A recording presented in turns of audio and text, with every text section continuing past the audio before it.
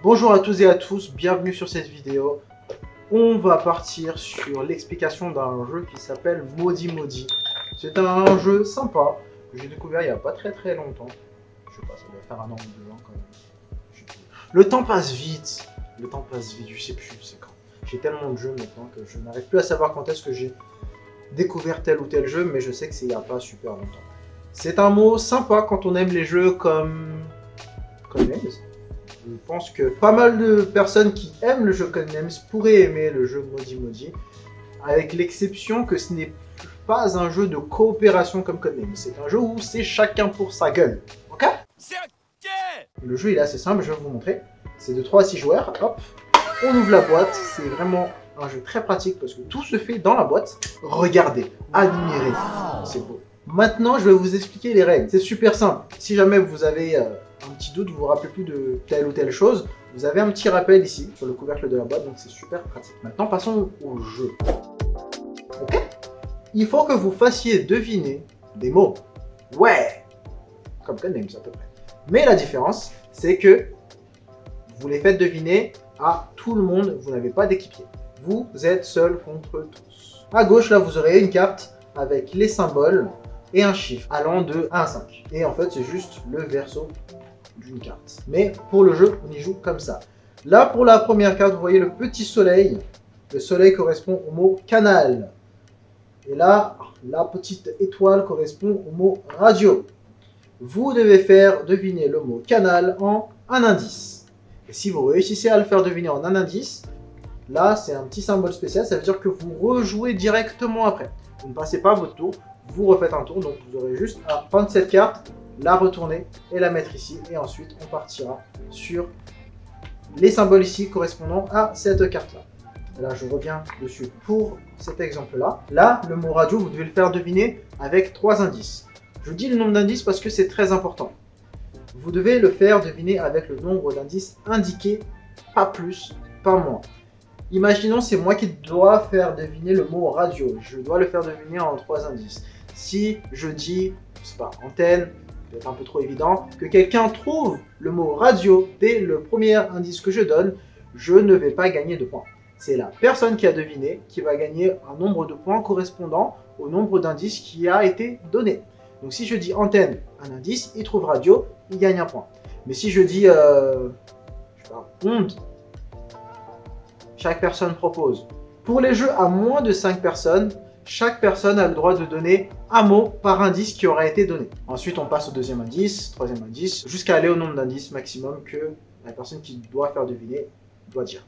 Et lorsque l'on joue entre 5 et 6 joueurs, chaque personne a le droit de donner 3 mots par indice donné. Ok, j'espère que ça c'est bien noté. Revenons à mon exemple. Si je dis onde, c'est mon premier indice. Joueur 1, joueur 2, joueur 3, je ne trouve pas. Je donne un deuxième indice par rapport à radio. 4 to 6 days later. Musique. Bon, si on ne trouve pas, là franchement il faut être nul.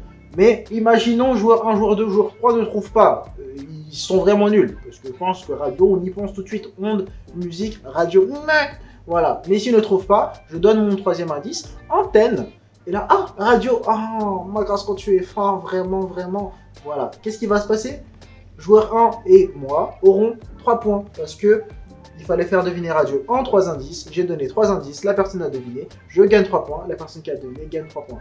Ok, c'est clair? Et comme je l'ai dit, si j'avais donné un indice un peu trop évident assez tôt et que la personne a deviné avant que j'atteigne mon nombre d'indices, et ben je ne gagnerai pas de points, c'est juste l'autre personne qui va gagner. Ok, tournons. Hop. Là, on doit trouver un char qui est une voiture en québécois. Mais je ne suis pas québécois, ok? Alors, un char et un grain. Grain avec 5 indices. C'est beaucoup. C'est beaucoup 5 indices, mais quand on le réussit, voilà, on gagne pas mal de points. Ce que vous voyez ici, il y a un petit moins 1 point. C'est-à-dire que si vous réussissez à faire deviner avec le nombre exact, ou alors si ça a été deviné avant, par exemple le grain, et ben vous avez la possibilité de piocher une de ces cartes-là et de les donner à une personne. Soit la personne qui a deviné, parce que 5 points c'est quand même beaucoup, Et à la fin, c'est chacun pour soi. Donc si vous voulez, vous pouvez lui diminuer un petit peu son score final.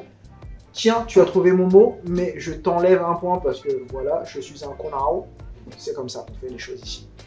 Ou alors, si quelqu'un a trouvé avant, et ben, parce que vous avez le seum, vous pouvez lui donner également ce -1.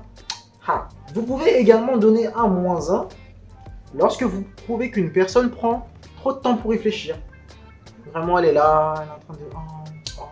mais je... Et que 3 heures se sont écoulées, je n'ai pas ma montre aujourd'hui, mais ce n'est pas grave, que 3 heures se sont écoulées, alors -1 dans sa gueule. Voilà, ça vous pouvez le faire aussi. Maintenant, on passe à la malédiction. La malédiction, on la donne en se concertant, et seulement si on trouve que l'indice qui a été donné n'a strictement aucun rapport avec le mot qu'il fallait faire deviner. Et tout le monde se dit, bon bah, ok, non, mais là, franchement, l'indice qu'il a donné, je trouve qu'il n'y avait pas de rapport. Si tout le monde est d'accord avec ça, moi tête dans la gueule. Voilà. J'espère que les règles sont claires. Et le jeu se termine quand la boîte a fait 2 tours de table. Voilà, c'est aussi simple que ça. C'est un jeu assez fun. On y passe ouais, plus ou moins de temps dessus. Ah, il n'y a pas marqué le temps ici.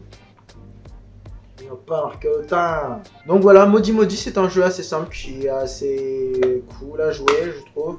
C'est une bonne alternative. Je sais que je le propose quand même quelques fois à des personnes qui aiment bien les jeux où il faut faire deviner des mots, etc.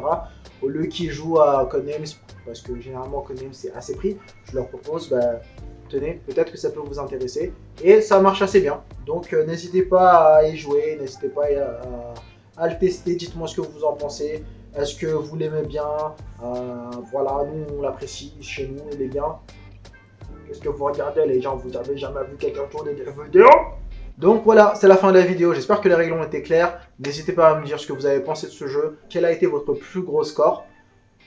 Moi je crois que je suis pas allé très haut. Je crois que j'ai dû marquer 8 points en une partie. C'est pas énorme. Moi c'est pas dégueulasse. Je vous laisse deviner qui a gagné, hein, le plus de points. C'est Loïc. Pour changer. Hein, voilà, pour changer. Loïc gagne beaucoup de fois. Ça fait plus de 7 ans qu'on joue. Et il a, je ne sais pas, son pourcentage de réussite est très élevé. Dans quasiment tous les jeux. C'est comme ça. À la prochaine vidéo et prenez soin de vous.